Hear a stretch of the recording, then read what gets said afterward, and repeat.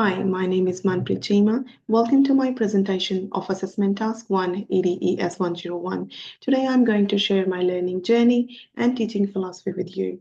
My teaching philosophy is shaped by my personal educational journey. I'll start with my school experience. My early schooling was in a town that was quite a bit far from my home. As a young child, traveling every day was difficult. The long journey was tiring and difficult for me as a young child. Despite this challenge, I was fortunate to have dedicated teachers who worked hard to engage and inspire me. Later, for further education, I moved to a local school in my village, which came with new challenges. There was a severe teacher shortage. One teacher had the overwhelming responsibility of teaching so many subjects to a large class. Without enough support, many of us struggled to grasp key concepts, and my performance in some subjects began to decline.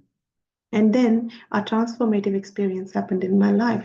Recognizing my difficulties, my parents moved me to a private school where I experienced a very different learning environment. The teachers were supportive, actively communicated with my parents, and provided me with the individual attention which I needed. A key moment for me was meeting my English teacher, Miss Jess. She was incredibly kind, patient, and encouraging. She focused on my strengths, helped me regain my confidence, and she believed in my abilities.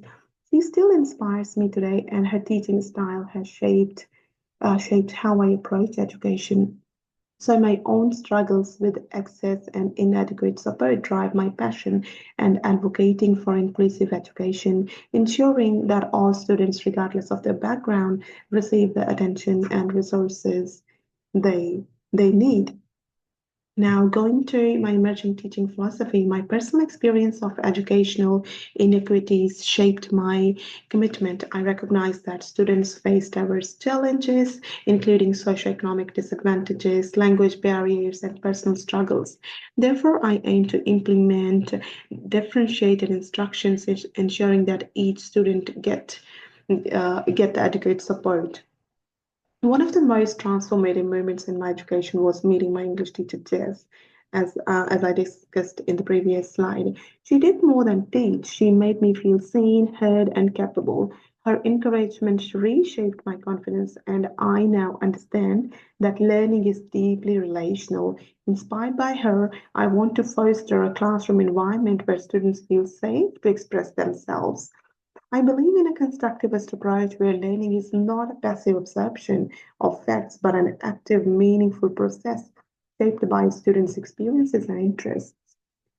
So, by integrating different dimensions, I will create a holistic learning environment that supports the diverse needs of students. My personal experiences has shown me that education needs to be cognitively engaging, emotionally supportive, and academically inclusive. Now, moving to the insights from educational philosophy. My teaching philosophy is deeply influenced by Noddings, especially when I read the chapter 4, Aims of Education.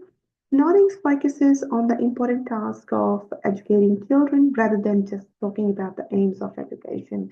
I resonate with Noddings, who state in her work that not only do we fail to educate children along the lines congruent with their natural equipment, but we are so insist that natural differences are so minimal that all children can profit from the education once reserved for few.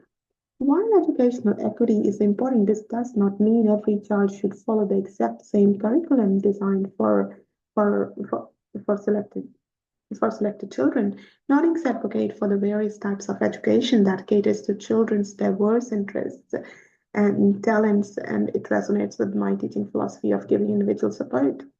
Apart from this, my teaching philosophy resonates with John Dewey's belief that a fair education system should emphasize on diversity and equality instead of strict hierarchy and sameness.